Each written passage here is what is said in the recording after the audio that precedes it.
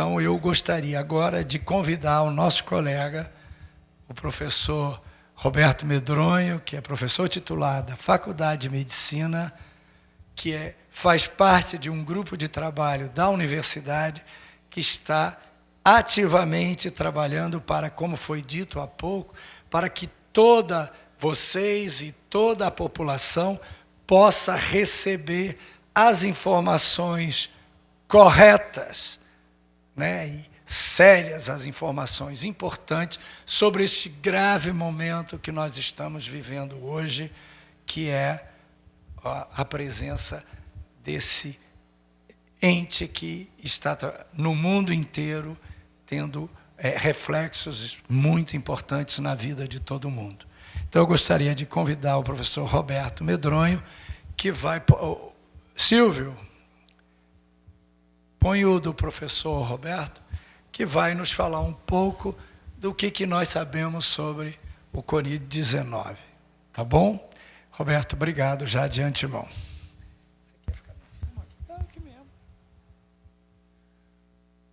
Bom dia a todos e todas. Agradeço muito ao convite do nosso decano. É um prazer e uma honra estar aqui participando dessa cerimônia. Eu também fui ex-aluno daqui da faculdade e fui recebido aqui há 43 anos atrás pelo professor Bruno Lobo, professor Clementino Fraga Filho e tantos outros, Doire Maia e tantos outros grandes nomes da faculdade. E agora estar recebendo vocês é como se estivéssemos voltando ao passado. Sejam muito, muito bem-vindos. Vocês viverão aqui, com certeza, os melhores momentos da vida de vocês, como vocês nunca viveram até agora. Espero que tenham outros momentos tão melhores quanto, mas os momentos de universidade são realmente inesquecíveis. Nós falaremos um pouco sobre essa doença que está assolando o mundo, né? E eu queria dar... Próximo slide.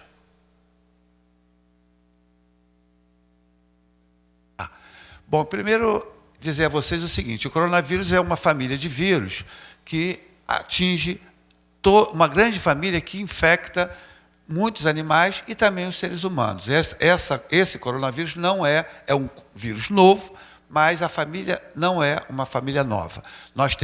Eles são vírus zoonóticos, ou seja, são transmitidos de animais para o homem, e também teve a sua primeira... Obrigado.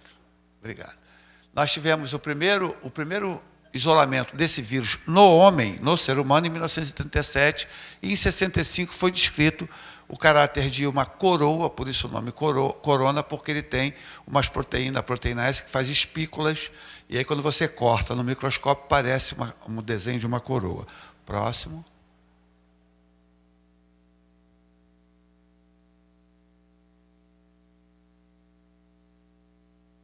Bom, o que é muito importante ser ressaltado, que, na verdade, são muitos coronavírus que hoje infectam animais.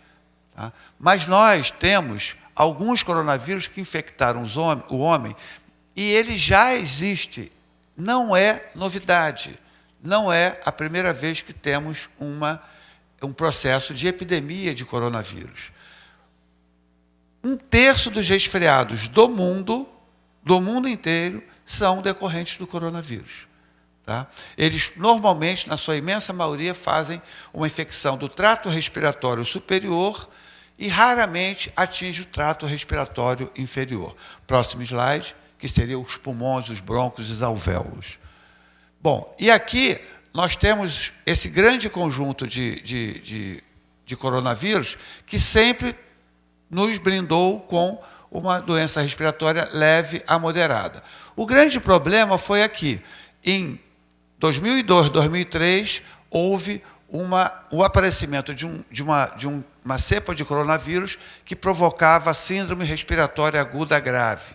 Ela ficou basicamente na China, ali no Sudeste Asiático, teve alguns casos na Europa e em alguns lugares do mundo, mas, felizmente, ela foi controlada e não teve um caráter pandêmico como esta atualmente está tendo.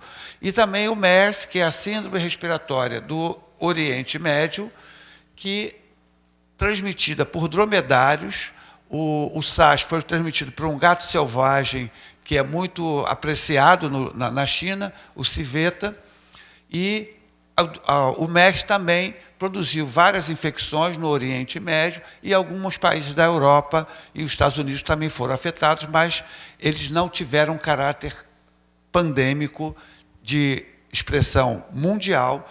Pandemia é uma epidemia em diversos países. Hoje, embora a OMS não tenha decretado, nós já estamos vivendo uma pandemia do coronavírus, do novo coronavírus, que é denominado SARS-CoV-2, tá? Que é o que nós vamos tratar aqui hoje. O próximo. Então, como eu havia dito,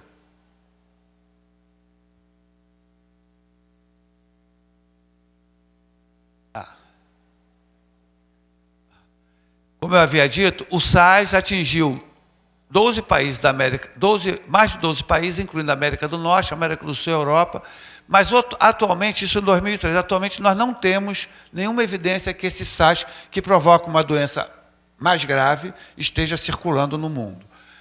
Já a do MERS, a do Oriente Médio, também atingiu países da Europa e da África, mas hoje ainda tem transmissão dele, mas um número muito pequeno. Próximo.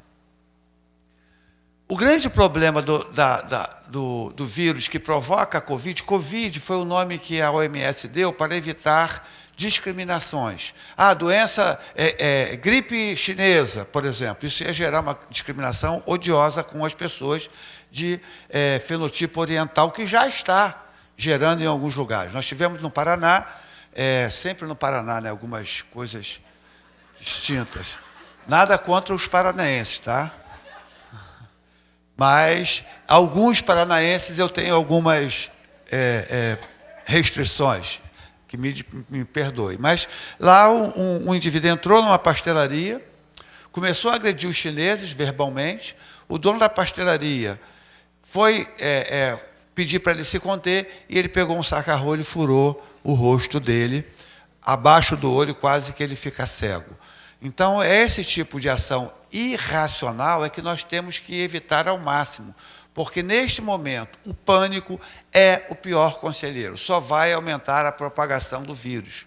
As atitudes que nós temos que tomar são atitudes baseadas em evidências científicas e com muita tranquilidade e de forma bastante efetiva. Então, quando publicaram-se alguns casos de que a Covid-19, transmitida através da infecção pelo SARS-CoV-2, tem portador assintomático e que este portador pode transmitir o vírus para outra pessoa, eu, quando li esse artigo, falei assim, vai se disseminar pelo mundo.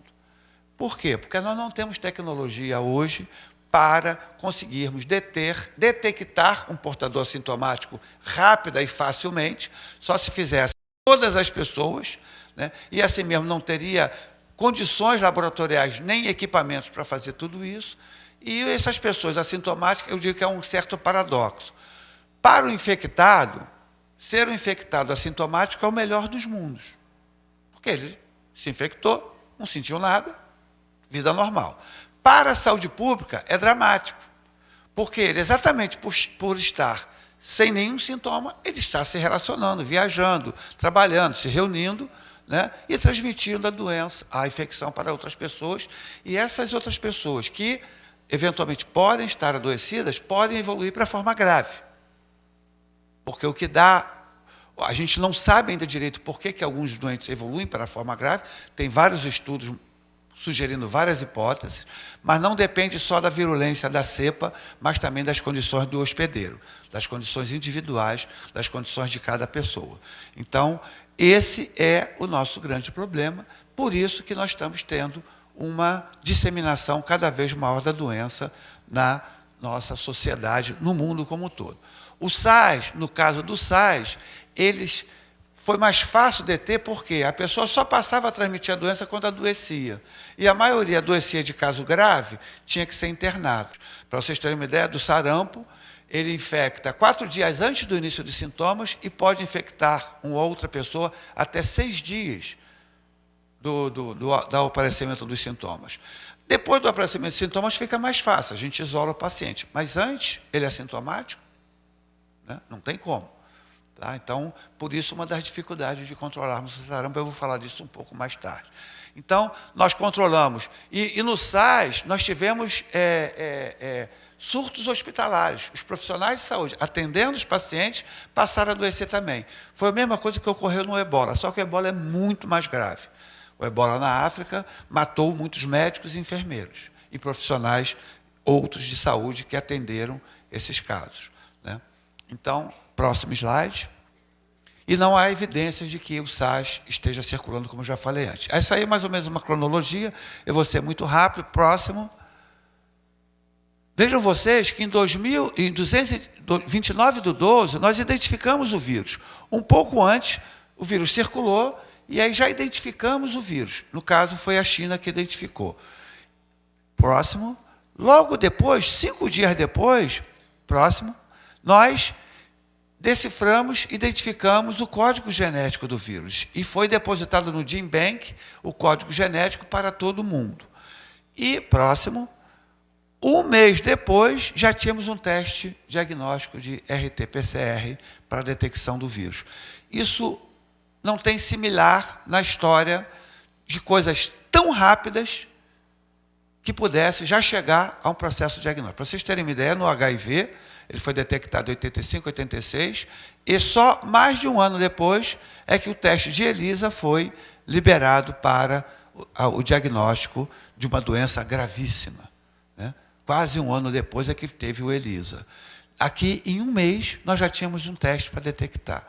E isso realmente é um avanço da tecnologia, da ciência, mostrando a importância fundamental da ciência, da tecnologia e da inovação para o mundo, para a sociedade. Espero que o ministro da Saúde ouça isso.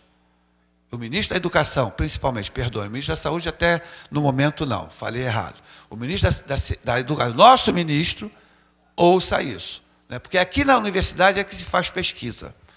Aqui é que se forma cidadãos. E aqui é que se pesquisa. E essas pesquisas é que faz com que a gente tenha uma resposta rápida a uma ameaça potencial à vida na nossa sociedade, né? Próximo. Esse é o mercado de Wuhan. O mercado de Wuhan é um mercado de peixes, de animais silvestres, animais exóticos, e a China tem isso como tradição. A China come muito animal exótico. Por exemplo, aqui é uma bat soup, uma sopa de morcego, e a menina está degustando com muito prazer uma asa de morcego, né? Então, e o morcego é uma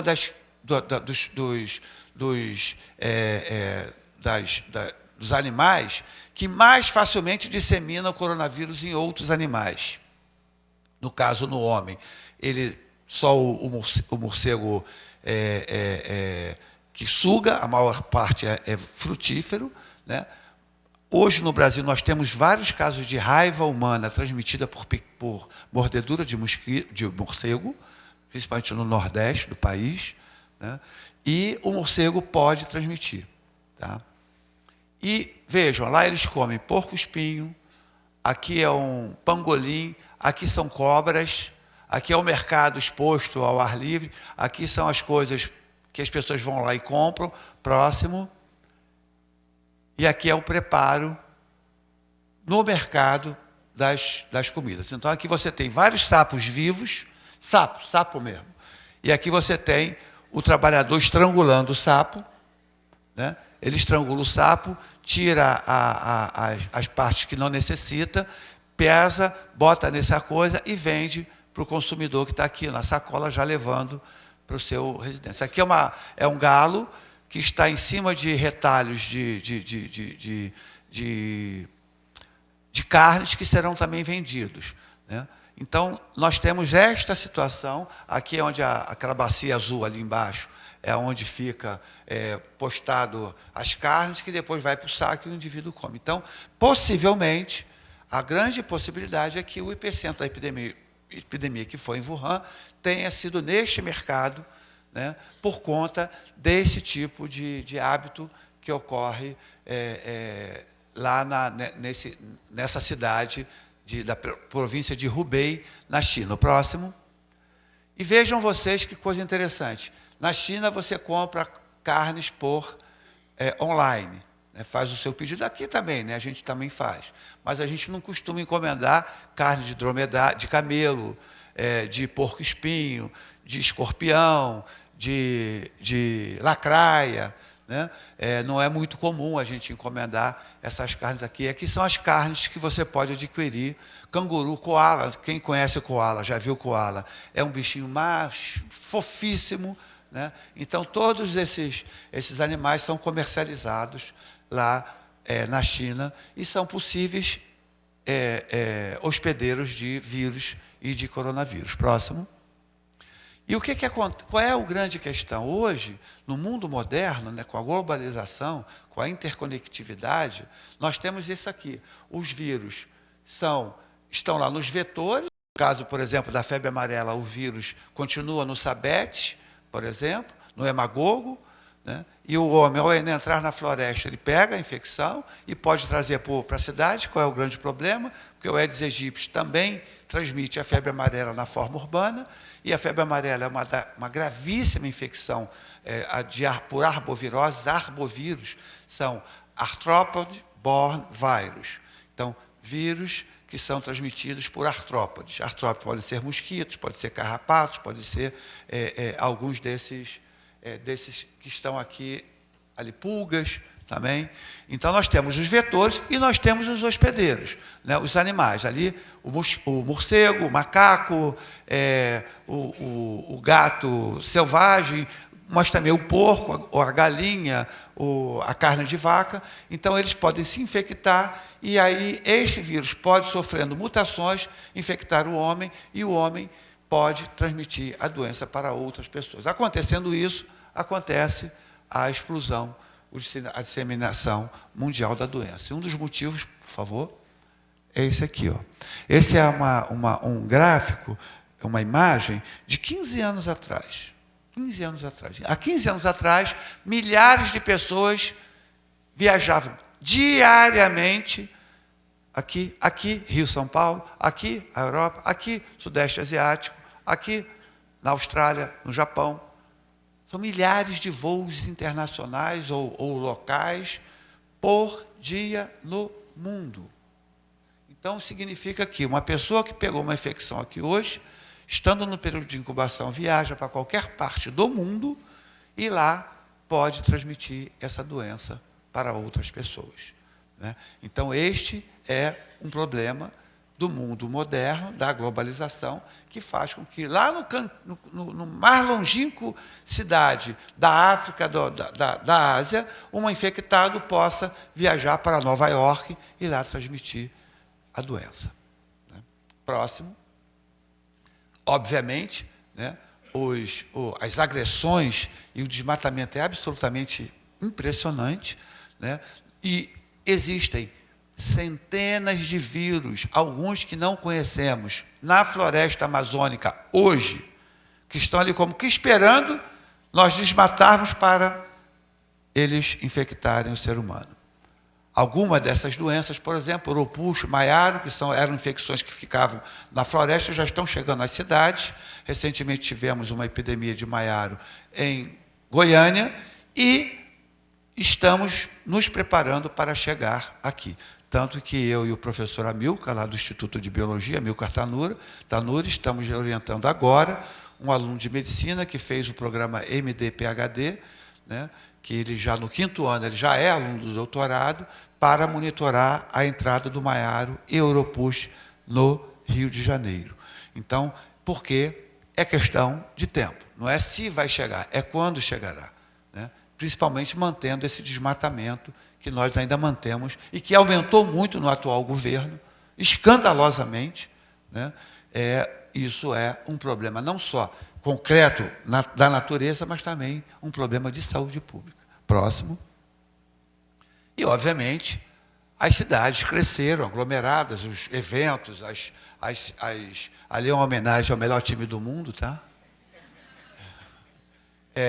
E essas aglomerações, teve um amigo meu que falou o seguinte: não, então tem uma forma de resolver isso. Vamos pedir para as pessoas torcerem para o Botafogo, que no Botafogo é 2 ou 3. Aí é uma provocação ao meu decano, que é botafoguense. Seria um fator de proteção para coronavírus, né? Que os estádios do Botafogo são 18 pessoas, estão 18 torcedores, né, que tem, né?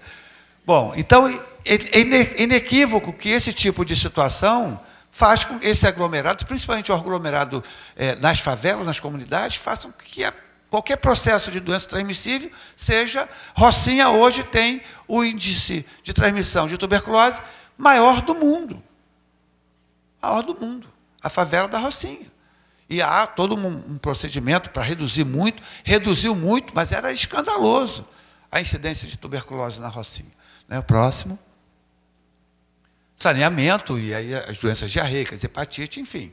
Esse é um quadro, esse é o contexto que ocorre os processos epidêmicos e os processos pandêmicos. Próximo.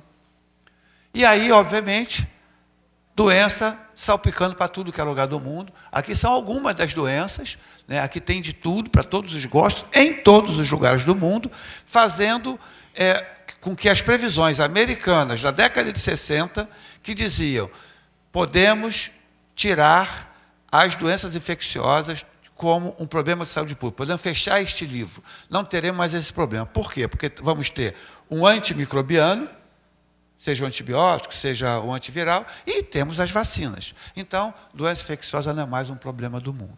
Isso em 1960. Tá?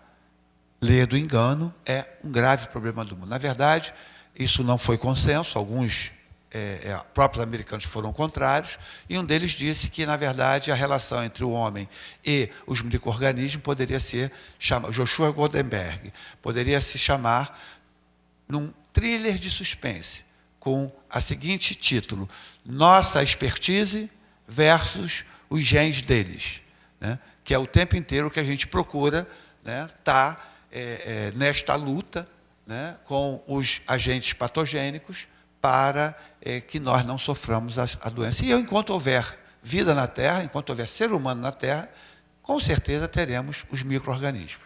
Isso já é assumido como uma quase verdade, porque, na verdade, a verdade não é uma verdade, né?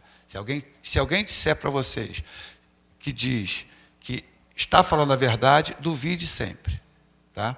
Duvide sempre. Próximo. Bom, aqui a definição de caso suspeito é uma definição técnica. Na verdade, quem tiver febre e ou sintomas como tosse, coriza, e veio de uma cidade, de um país, com transmissão de doença, ele é determinado como um caso suspeito de coronavírus, e ele precisa fazer o exame de triagem, que é o exame de SWAB, de nasofaringe, e que nós aqui já estamos capacitados a fazê-lo. O laboratório do professor Amilcar, que também faz parte desse GT de coronavírus, já está capacitado a fazê-lo, já estamos pegando os kits para a coleta do exame, para realizar exames nos nossos alunos, funcionários e professores que tiverem suspeita de coronavírus. Próximo. Os sinais e sintomas são de uma gripe comum. Tosse, febre alta, pode não ser alta, tosse, coriza. O grande problema é quando você tem falta de ar. Então, vocês já viram, quando tiver uma gripe, fique em casa, tomando os cuidados domésticos, mas se começar a ter falta de ar, procure os hospitais, porque aí você pode estar fazendo uma infecção no pulmão, e essa sim é grave, e essa sim atenta contra a vida das pessoas. O próximo. Mas vejam vocês, próximo, a comparação dos três vírus que provocam doenças mais graves, que é o SARS, o MERS e o do Covid. Veja, a letalidade deste Covid é a menor de todas. Tá? A do MERS foi 1/3 das pessoas foram ao óbito. Essa é 3,5%. O problema não é a letalidade. A letalidade ela é mais baixa do que as outras. O problema é o próximo. É a magnitude. Vocês vejam que mesmo com uma letalidade é o número de óbitos sobre doentes. Tá? Então, vocês vejam que mesmo com uma letalidade muito menor do que os outros coronavírus, ele tem uma magnitude muito maior de óbito, porque ele pode infectar muito mais gente. Tá? Próximo. E aí eu fui ver, comparando... ninguém sabe ainda muita coisa sobre o coronavírus. Já estamos sabendo muita coisa já, mas ainda faltam muitas outras. Aí uma coisa que nos intriga. Por que ele está poupando as crianças? Uma infecção respiratória, ela tende a se disseminar independente da faixa etária. Eventualmente, às vezes, até mais na faixa etária mais jovem, pelos hábitos, pelas aglomerações. Né? E lá na China, a pirâmide etária, entre aspas, né, é assim, ó. Tá? E a nossa... Aí, o que eu fiz? Bom, a gente tem uma experiência que foi da H1N1 em 2009. Esse foi um trabalho que eu orientei um residente nosso, lá do IES, que publicamos esse trabalho, mostrando como é que foi a epidemia do influenza H1N1 no município do Rio de Janeiro. Tá? E aí nós vimos, depois eu vou falar uma outra coisa que é muito, muito importante. Agora, a doença está dando nas pessoas de classe média. O perfil branco, com recursos, né, e morador das zonas sul, das zonas mais abastadas da cidade. O problema é quando chegar naquelas comunidades, que aquela é uma foto da Rocinha, por um acaso. Aí é que nós vamos ter realmente o problema. Então, na epidemia de H1N1, que a letalidade foi o dobro da letalidade do Covid, tá? A maior parte, um dos fatores mais associados ao óbito foi ter baixa escolaridade. E baixa escolaridade é um indicador social fantástico, muito utilizado para a classe socioeconômica. Tá? Então, este é um problema. Tá certo? E aí, próximo. Então, vocês vejam que essa pirâmide é a pirâmide etária, vocês aprenderam isso também, de um país jovem, né, que tem grande número de jovens. E aqui, próximo. E aqui é uma pirâmide etária característica de um país já mais envelhecido. Aí eu falei, bom, pode ser que a população da China seja envelhecida, mais envelhecida do que a do Rio de Janeiro, que é a população que a gente estava estudando. Próximo. Aí a gente foi ver, na verdade, as proporções. A China é um pouco mais idosa, mas nós também já temos uma pirâmide populacional já tendendo e cada vez mais uma população mais idosa. Próximo. Então, por que atingiu menos as crianças? Ainda não sabemos. A outra é a taxa de letalidade por faixa etária. Vejam aqui que as faixas etárias de letalidade alta foram 6 a 12 e 40 a 59, 40, 60 e mais. Já no coronavírus, ela faz isso. Quanto maior a faixa etária, maior o risco de doença. Chegando aqui a 15, né, e aqui 40 anos e mais tem mais ou menos o mesmo risco. 40 anos e mais infectado pelo H1N1 tem mais ou menos o mesmo risco de morte do que quem tem mais de 80 anos que se infectou pelo coronavírus. Né? Então, uma coisa muito interessante foi essa aqui, né? Essa sequência aqui com a faixa etária, e isso aqui, ó, 0 óbitos de 0. Isso aqui é uma série de 44 mil. Na China tudo é grandioso, né? Tudo é grandioso. Isso aí foi um artigo publicado analisando 44 mil pessoas, né, infectadas com o coronavírus. E 0 óbito de 0 a 9 anos é uma coisa muito intrigante que a gente precisa entender mais. Será que eles têm mais cuidado com as crianças? Será que as crianças já têm mais condições de alimentação e, portanto, mais chance de ter um quadro frustro, então nem foi internada? Não sabemos. E de 0 a 19 anos, nós temos aqui um caso. Aqui é um caso. Tá? Então, enquanto de 6 a 12 anos, nós tivemos 11% de letalidade, aqui foi 0,1% de letalidade. Tá? Então, essa é uma característica interessante que está diferenciando o coronavírus na China com o nosso atualmente. Próximo.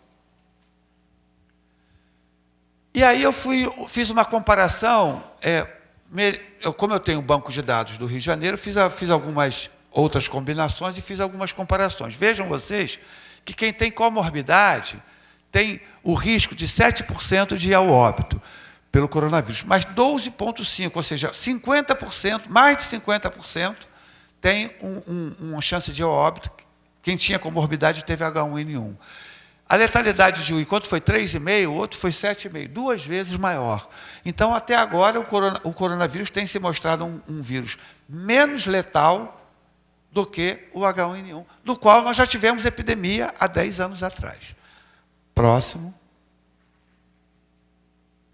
Na China, que é o primeiro slide, a epidemia está se... Ontem foram diagnosticados só 20 casos novos, tá? Então a epidemia está em decréscimo, enquanto que no mundo está em ascensão, o que é esperado numa doença de transmissão respiratória, em que pode ser transmitida por pessoas assintomáticas, né? Então, o que está assustando agora é que ela está chegando a vários países, e eu posso dizer aos senhores que posso afirmar, não é quando ela chegará, não é se ela chegará, é quando ela chegará, para epidemia. Nós temos agora casos, inclusive ontem fomos confirmados de um caso de uma pessoa do hospital universitário, confirmado, né?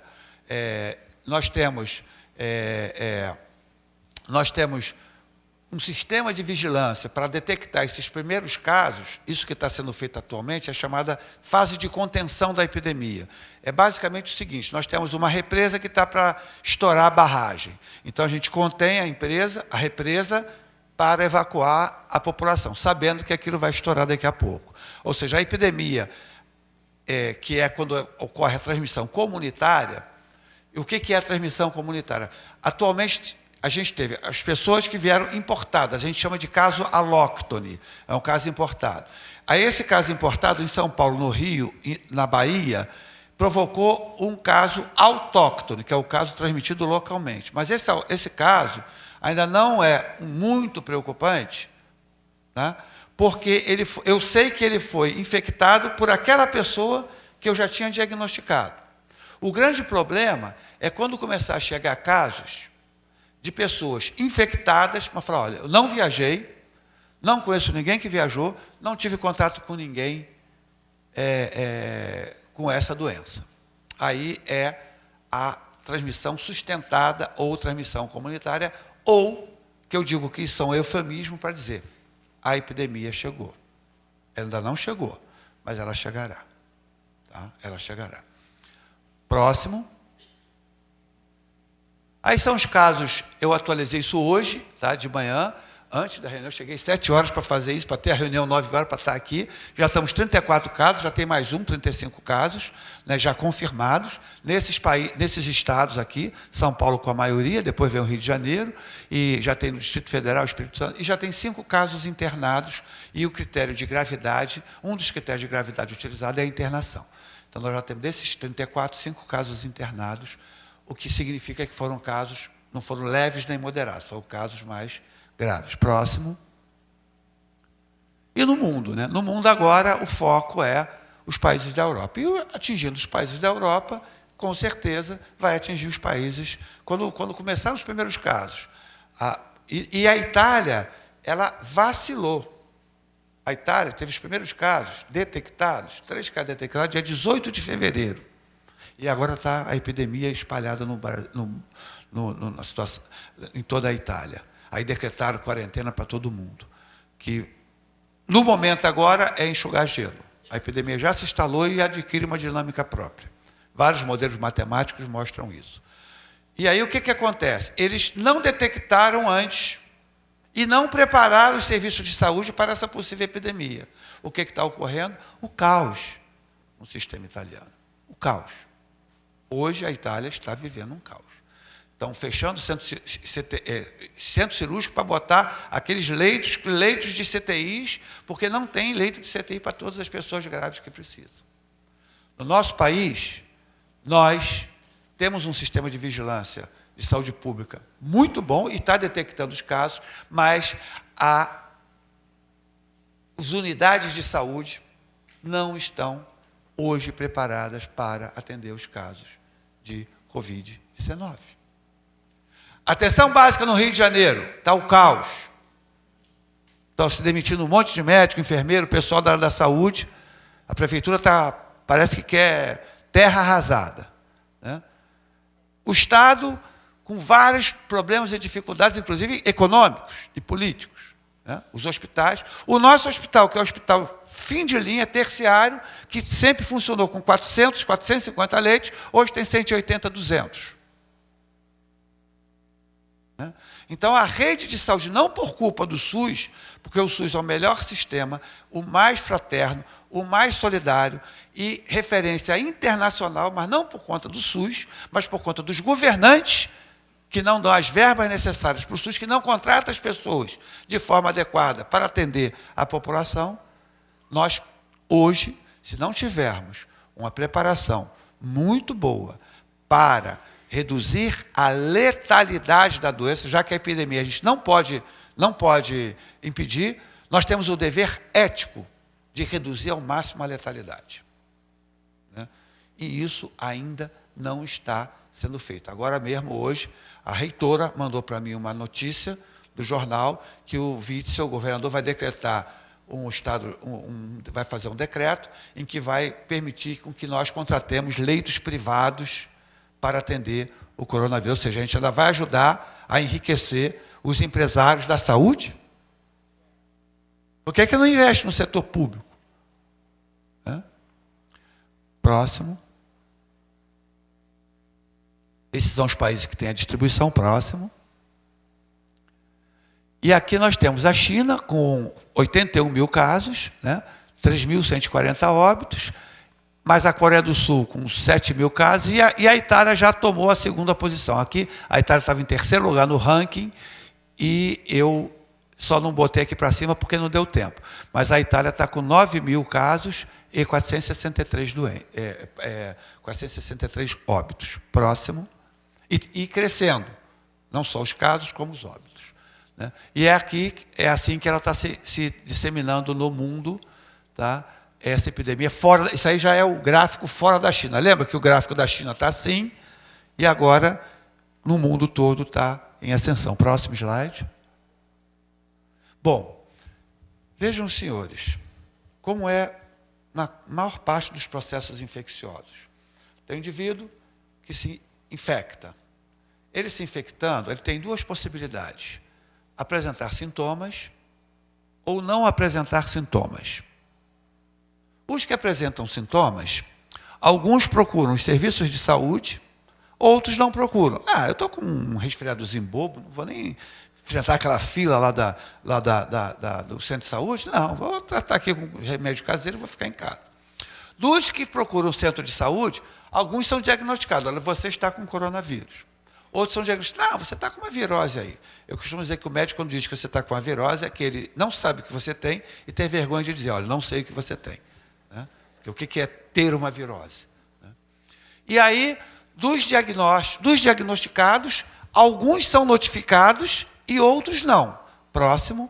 Então, o que nós estamos vendo, próximo, é a ponta de um grande iceberg. Esses 113 mil casos no mundo, 81 na coisa, 9 mil na Itália, é a ponta de um iceberg. É muito maior, o número de infectados é muito maior do que os casos notificados. Próximo.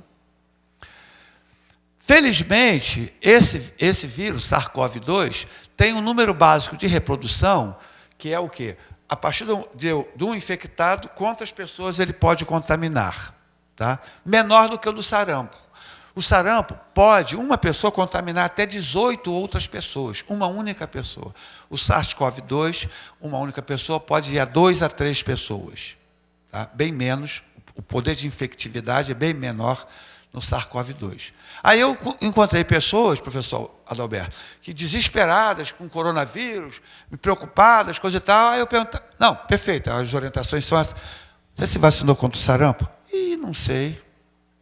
Bom, se você é de teu estado é desconhecido, você deve se vacinar. Não, ainda não fui lá me vacinar, não. Sarampo é uma doença gravíssima. Está atingindo um monte de gente, inclusive vários médicos. Está tendo surtos. Teve um surto no IPPMG, teve um surto no Hospital dos Servidores do Estado. Tá? E por quê? As pessoas não foram se vacinar. Essa é uma doença imunoprevenível. Tá? Então, as pessoas desesperadas com o coronavírus e não querem nem saber do sarampo. né? Uma doença que nós erradicamos em 2016, ganhamos certificado da OMS de erradicação do sarampo. Como outros países no mundo, incluindo da América Latina e do mundo, não erradicaram, ele reintroduziu no nosso país. O próximo. E aí as duas possíveis curvas, sendo um R0 de 1,5, é uma curva mais suave, e o R0 de 2,3, uma curva exponencial. Próximo. E vejam como é que é o processo de transmissão, a dinâmica de transmissão da doença. Eu tenho ali um cara, que está no primeiro ciclo, infecta outros 5 doentes, no segundo ciclo 18 terão, no outro 52, 140, 368, por isso que ela faz isso. Ó.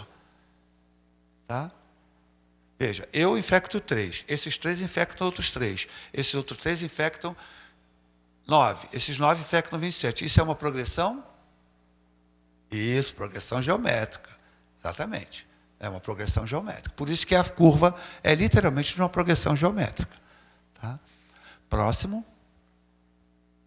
Eu vou resolver o meu problema. Comprei todos os estoques de máscara da farmácia, eu agora posso respirar tranquilo, literalmente, respirar aliviado. Né? Estou protegido. Lê do engano. Lê do engano. A máscara, estão especulando, tem gente ganhando muito dinheiro com a máscara, essa máscara cirúrgica. Para vocês terem uma ideia, um coronavírus tem 0,12 microns de diâmetro. Bem menor do que um micro. 1/10 de um micro de diâmetro. A máscara cirúrgica tem de 2 a 10 microns. Vocês acreditam que a nossa, que é vendida no Brasil, tem quantos? 10 ou 2 microns? 10 microns, né?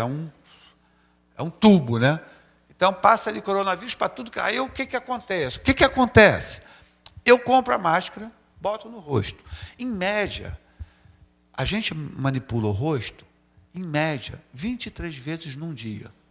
Alguns muito mais, né? Aquela pessoa mais vaidosa, né? Toda hora está lá, retocando, mostrando, coisa e tal. 23 vezes por dia, 1 hora. Tirar o período de dormida, mais de 1 hora, mais de uma vez por hora. A gente manipula o rosto. Quando você bota uma máscara, aquilo é incômodo. Aí você está com um negócio que está com um furo desse tamanho, para o coronavírus, e vai ajustar ela toda hora. Aí é que mora o perigo. Porque aí você vai ajustar, toca no olho, vai ajustar, toca no nariz, vai ajustar, toca na boca. A pele, pela camada de queratina, ela protege, o vírus não penetra na pele. Tá? Não penetra na pele. Agora, penetrar na mucosa, que são a boca, o nariz, as mucosas do boca, o nariz e do olho, ela infecta a pessoa. Então, a pessoa tem uma falsa sensação de segurança, passa a manipular mais a máscara e ela mesma pode se infectar. Por quê? Porque ela está no ônibus, ela está no metrô, ela está no 464, né? O 464, ela está alguns chamam de catacorno, está aí né? Tá aí no dia a dia, e metendo... 485, isso, 485. Aí, metendo a mão na maçaneta, segurando na coisa. Se alguém tiver contaminado e infectou ali, a tua mão fica contaminada. Mas a tua mão não vai infectar você, se você não colocá-la nas mucosas, na boca, no nariz e nos olhos. Como é que eu faço? Muito simples. Cheguei aqui no fundão, vou lá e lavo minhas mãos com água e sabão. Basta. Basta, água e sabão. Aí precisamos ter água e sabão nos banheiros. De preferência, sabão líquido. Então, nós temos... o álcool gel, primeiro é para quem pode comprar, gente. E agora está caríssimo. Tá? A gente até fala, não, olha, dá orientação, água e sabão, álcool gel, tudo bem. Mas o álcool gel, para o povão, brincadeira. Primeiro, ninguém mais encontra. E segundo, brincadeira. Né? E agora mais ainda. E temos a máscara N95, que é uma máscara mais utilizada na assistência hospitalar dos casos, que é muito mais cara, também vende, muito mais cara. E também não protege 100%. Sabe por que ela é chamada N95? Porque ela garante que protege contra 95% das partículas. significa que não é 100%. Né? É melhor do que não ter nada, mas também não é totalmente, né? Não é 100%, por isso que ela é N95. Próximo. Bom, aí eu já falei, a máscara cirúrgica, na verdade, as máscaras são fundamentais e isso é uma coisa até cruel, porque eu preciso ter máscara no mercado para o paciente. A recomendação é, está com coronavírus, vai precisar se deslocar, vai precisar ir fazer os exames no hospital, bota a máscara. Está em casa, cuidando de uma pessoa com coronavírus, deixa lá no quarto, de preferência. Aliás, deixar num quarto também é outra, né, é orientação muito para a classe média. Né? Quem trabalha, como eu já trabalhei muito nas comunidades, nas favelas, é um cômodo para todo mundo, né? Mas aí, se você tem um quarto que a pessoa possa ficar, vai entrar em contato com ele, você também pode usar máscara. Os cuidadores podem usar máscara, devem usar máscara. O doente e o cuidador. Mas ninguém. Só que o que acontece? Não tem mais máscara no mercado. Macron, que é de um país capitalista, tomou a decisão correta. Confiscou as máscaras. As máscaras agora são do Estado. E eu vou dispensá-la para quem realmente tiver necessidade. Aqui não, aqui cada um faz o que quer, né? E não há um Estado que possa minimamente regular, mesmo em situações de crise. Né? Próximo. Aí eu já falei, já tudo próximo. Já estou chegando ao final, tá, gente? Aí essa é a recomendação da OMS, isso que eu falei, não é minha recomendação, próximo, do uso das máscaras. As medidas da comunidade também já falei, a higienização das mãos é fundamental. Né? Chegou em casa agora também, foi aqui, pegou ônibus para lá, chegou em casa, lava as mãos. Tá? E não sei se vocês sabem, tem alguns colegas do gênero masculino, né, que faz a seguinte coisa, vai ao banheiro, lava suas mãos, pega no pimpolho, sacode o bilingo e vai embora. E vai embora. Ele lava as mãos para proteger o pimpolho dele. A gente, aí está lá comendo, dá um pedacinho de maçã para você, né? E assim vai. Então não é isso. Você tem que lavar as mãos ao final de tudo isso. Você até pode lavar antes. Tudo bem, nenhum problema. Lava antes. Porque também não tem problema. Se pegou na pele, não pode pegar no prepúcio. Pode pegar no prepúcio. E as meninas não podem pegar na vagina, que é mucosa. Tudo bem. Então, tudo bem lavar a mão antes, mas lava depois, né? Pelo amor de Deus. Enfim. Então, são essas as medidas. Uma coisa muito comum também... outra coisa, a orientação que eu também dou. As pessoas pedem, eu dou. Mas tudo para a classe média. Temos que ter lenço descartável e usar lenço descartável, cobrir o nariz e a boca. A minha filha é alérgica. Eu, de vez em quando, compro o lenço Kleenex para ela, que ela pede. Cara, eu, às vezes, falo, não vou comprar isso, não. É caro pra caramba. Né? Quem é que compra um lenço descartável assim, a rodo, e aí... Né? Aí vai a solução caseira. Papel higiênico, aí compra, que é mais barato, e ela faz lá, leva, bota na bolsinha, ela é aluna daqui da UFRJ. Vai e, pelo menos... faz o seu asseio mais barato. Né? Então, usar lenço de papel e depois descartar e depois lavar a mão é uma recomendação para a classe média. Para a classe média, não é para o povão. Né? Esse povo é muito mal educado. Como assim? Não bota nem um lenço no papel. Não é mal educado, não tem dinheiro para comprar. Né? Mas essa é uma recomendação que se dá. Uma outra, mais simples, mais fácil, é você tossir assim. Essa é uma recomendação que protege muito, né? E qualquer pessoa pode fazê-lo. Tá? Mas aí vai contaminar aqui o meu braço. Nenhum problema, porque não é mucosa, você não vai se infectar. Tá? Próximo. A distância ideal é mais de 1 metro. Tá? Uma pessoa quando espirra, tem vários vídeos no YouTube, se vocês verem, é muito interessante. A pessoa quando espirra, e vídeos reais, não é desenhos animados. A pessoa, quando espirra, ela abre uma onda, vai a 1 metro e atinge quem estiver próximo ali de 1 metro, né, de gotículas todas infectadas. Então, uma distância. Aí você vai falar, você vai chegar para uma pessoa que mora na Rocinha, olha, você tem que ficar a 1 metro distante. Como? Se a casa dele tem 1 metro, 2 metros e meio, 2 metros quadrados, 2 metros quadrados e meio. Ele fica 1 metro, vai entrar na casa do vizinho, e o da casa do vizinho vai para onde? Por isso que a grande preocupação hoje é nós termos a preocupação com a saúde da população e com preparar para reduzir ao máximo os óbitos da doença. Próximo. E aí, eu lavei minha mão. Olha aí o que acontece quando a gente lava a mão, comumente. Os vermelhos é onde continua sujo. Né? Por isso que tem a técnica de lavar a mão, de você esfregar a região interdigital, esfregar assim a tua palma da mão. Então, tem toda uma técnica para lavar as mãos.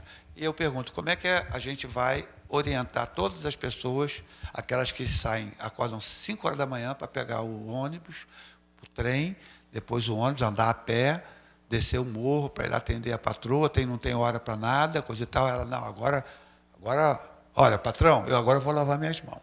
Vou lá. É ruim, hein? Entendeu? Exatamente, é impossível.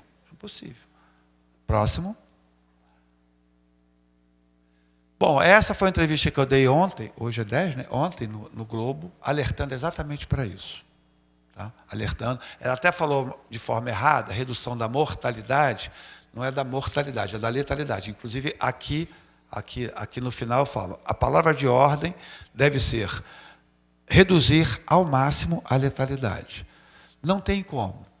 Não temos condições de deter a entrada do vírus no Brasil. A pressão está cada vez mais aumentando, o número está cada vez maior. Né? A palestra que eu dei no IESC, dia 8, tínhamos 8 casos. A de hoje, 34 casos. Né? Ainda há casos importados ou então transmitidos de pessoas muito próximas. Mas já teremos casos na comunidade. O que nós temos que fazer agora é ter um plano que vai, primeiro, reforçar a atenção básica. Por quê? 80% dos doentes vão precisar da atenção básica. Médico de família, posto de saúde, lá da comunidade. Tá? E os profissionais da atenção básica estarem capacitados a identificar aquele caso que vai evoluir para uma forma grave para referir para o hospital. E não pode entrar no CISREG. Vocês já ouviram falar essa palavra, né? CISREG, vocês vão ver para o resto da vida. CISREG é aquele lugar em que, olha, é um sistema que é de referência, de regulação dos leitos, em que eu preciso encaminhar esta pessoa para fazer uma cirurgia de catarata, aí ela entra nesse sistema, né, para ser operada. Daqui a 1, 2, 3 ou nunca. Então, o cara que está evoluindo para uma forma grave, ele tem que ir direto para um leito hospitalar. E o hospital tem que ter o respirador para, se ele evoluir com insuficiência respiratória, dar a ventilação mecânica. Isso até agora as autoridades municipais, estaduais e federais não apresentaram à população. Tá? E esse é o que realmente me preocupa. Não é um motivo para pânico, nós já vivenciamos outras epidemias, saímos mais fortalecidos, avanço científico, muita coisa, teve sempre, como sempre tem óbito. Mas vai morrer gente. Ano passado, no Brasil, morreram 796 pessoas de H1N1. Uma doença que tem vacina. Ninguém noticiou. Sabe quantos casos por ano morrem de tuberculose? Tuberculose é uma doença respiratória que tem cura, que tem tratamento. Morrem por ano mais de 4.500 casos por tuberculose no Brasil. Mais de 4.500 casos. Mais do que todos os casos que morreram até agora de coronavírus. Fazendo uma média, dá 12,3 casos por dia. Sempre que a imprensa vem conversar comigo, eu falo, por que vocês não fazem uma matéria sobre tuberculose? Por quê? Porque é o seguinte, imagina você na manchete do Globo, morreram 12 casos de tuberculose hoje. Dia seguinte, sobe para 24 o número de casos de óbitos por tuberculose. Atinge 36 casos de tuberculose, óbitos por tuberculose. Ia ser um pânico generalizado, não ia? E por que isso não é feito? Porque a tuberculose atinge os invisíveis. Porque tem muitos invisíveis na nossa sociedade. Muitos que a gente nem vê. Tá? E aí é que nós precisamos ter atenção especial para essa população, a mais vulnerável. Elas não são consumidoras, então o Globo não tem interesse, não é assinante do Globo. O coronavírus está sendo preocupado porque está atingindo vários dos assinantes do Globo, que viajam de executivo. A senhora que veio da Itália, que adoeceu no Distrito Federal, ela foi atendida num hospital privado, top. Ela viajou de classe executiva. Mas quando ficou grave, foi para onde? Para o hospital público.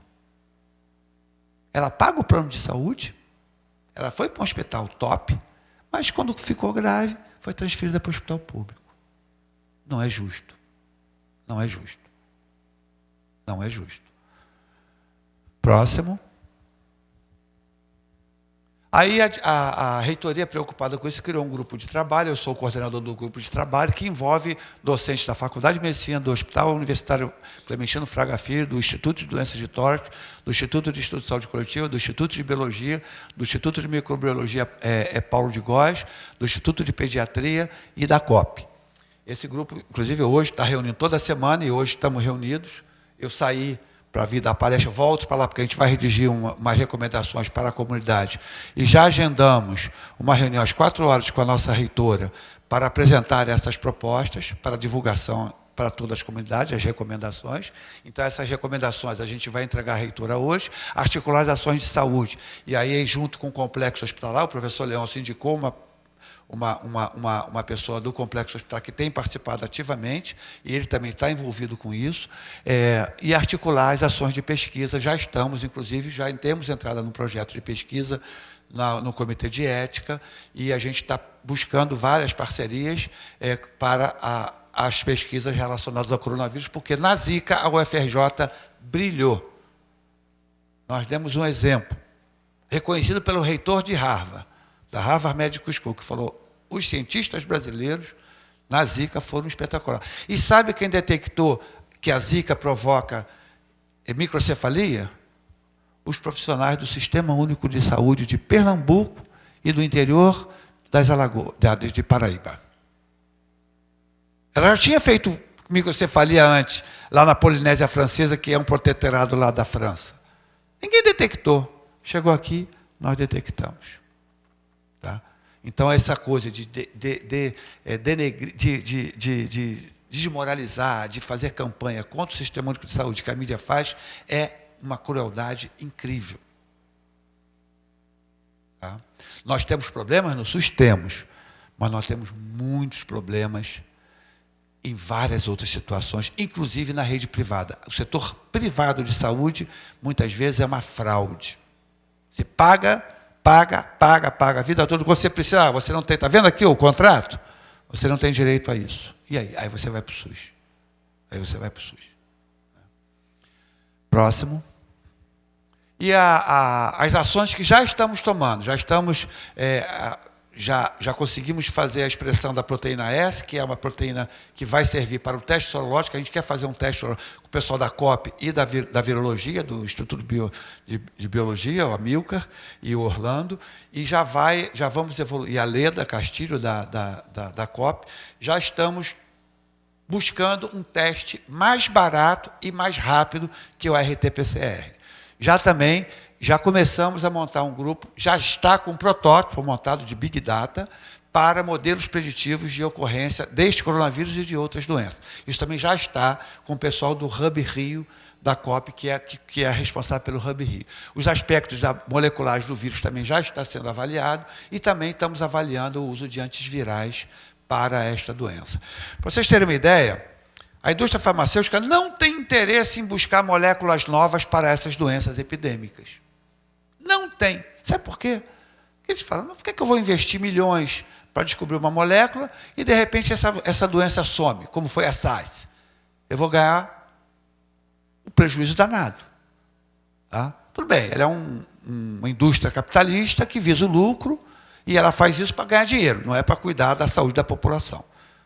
Né? Então, quem é que tem que fazer isso? Nós, as universidades. Então, o que o ministro da Saúde falou, que não quer que nós gastemos dinheiro, esse foi o da saúde, gastemos dinheiro, e que está fazendo um trabalho bom até agora de vigilância à saúde, tá? Porque é o corpo técnico, não é ele é o político. O corpo técnico está atuando adequadamente, com as recomendações adequadas. Mas o ministro vi dizer que não pode, que não vai querer que a gente faça ciência e tecnologia, porque os países do primeiro mundo já estão fazendo isso, não vamos gastar dinheiro com isso. Isso é um assinte, uma afronta. Porque as doenças negligenciadas são negligenciadas por eles, pelos países centrais. Por nossos pesquisadores não são negligenciadas. E só nós que podemos ter a possibilidade de alguma cura, uma vacina para as doenças que atingem a nossa população. E que não atinge a população do primeiro mundo. Então, isso é um absurdo. O professor Adalberto propôs que as entidades nacionais assinassem uma carta que já foi elaborada inicialmente pelo professor Reinaldo Guimarães, que é do NUBEA, aqui da UFRJ, e eu subscrevo isso. Acho que nós temos que protestar contra isso. Nós precisamos ter as universidades cada vez mais fortes, porque está aqui, ó, a solução para esses problemas e vários outros, do celular, de qualquer coisa, petróleo em água profunda, saíram das pesquisas que são feitas na universidade. Não é possível isso. Né? E o governo federal tenta o tempo inteiro desmoralizar as universidades, destruir as universidades. Que isso, gente? Nós temos que manter, e aí a juventude é muito boa pelo seguinte, o José Veríssimo fala que a juventude só tem um único problema, ela é dada aos jovens. Queria eu ter o professor Adalberto ao longo da sua sapiência, e é verdade, eu tenho grande admiração por ele, e com esse vigor que eles têm, né, professor? Professor, todos nós aqui que temos mais experiência de vivência, com esse vigor que vocês têm, a gente não tem mais. Por isso que vocês precisam estar sempre indignados, tem sempre que desenvolver a capacidade de se indignar. Porque juventude sem rebeldia é servidão precoce, como diz José Engenheiros, um poeta argentino. Tá? Próximo. E aí, nós temos, para vocês terem uma ideia, o Senabio, cujo o diretor está aqui presente, é o professor Adalberto Ramon Vieira, tem uma ressonância magnética nuclear única em todo o hemisfério sul, e já está trabalhando na Zika e na dengue. Então, professor Adalberto, nós já conversamos, e a ideia nossa é incorporar projetos de pesquisa que contemplam o uso desse equipamento único, que a UFRJ tem, mas nenhuma outra instituição do hemisfério sul. Tá? Então, essa é um exemplo das diversas expertises que nós temos aqui na UFRJ. E que, com essas expertises, nós vamos poder combater bem os genes deles, dos micróbios, dos micro-organismos. Né? Próximo. E aí, o que a indústria está fazendo? Está testando as drogas que eles já têm. Então, todas as drogas são antirretrovirais. Todas são antirretrovirais. Né? E também está se testando vários tipos de vacina. Próximo. Bom, nós já sabemos que a transmissão respiratória, que assintomático transmite, período de incubação em 2 a 14 dias, em média 5 dias, e o vírus se dissemina rapidamente. O próximo. Esse que nós sabemos aqui é tudo negativo, né? Nós sabemos que não há tratamento específico, não há. Então, na verdade, é o que não sabemos. Nós sabemos que não sabemos. Né? E isso sabemos sim, que a letalidade é menor que a de mês. Próximo. Agora, o que nós sabemos, não sabemos, a lista é enorme. Qual é o reservatório, passou do animal para o homem de que forma, o papel da transmissão indireta, como é que é feito, o tempo de sobrevivência deste coronavírus no meio ambiente. Os coronavírus têm um estudo mostrando que eles podem resistir até 9 dias, mas em média, 1 a 2 horas no meio ambiente, eles já são inativados. Quarentena de milhões de pessoas, uso de máscara massivo, isso tem algum impacto ou não? Os modelos têm mostrado, inclusive de outras epidemias, que isso teve muito pouco impacto no processo epidêmico. Infelizmente. O próximo. Também não sabemos qual é a proporção de assintomático, ela é muito grande, e esse papel do sintomático, ele está disseminando mais ou menos o vírus. Existem outras formas de transmissão. Na Zika, nós descobrimos que a Zika pode ser transmitida sexualmente. O indivíduo infectado com Zika, principalmente do homem para a mulher, porque ele tem alta concentração no esperma. Já nas secreções vaginais, pela quantidade de ácido, ele tem pouca viabilidade, embora também tenha sido isolado e tem pouca viabilidade. Mas no esperma tem alta concentração e ele pode transmitir sexualmente. Tem vários casos relatados na literatura disso. Como é que vai ser o quadro clínico nas gestantes das nossas crianças? Vai ser o mesmo quadro que foi na China? Não sabemos.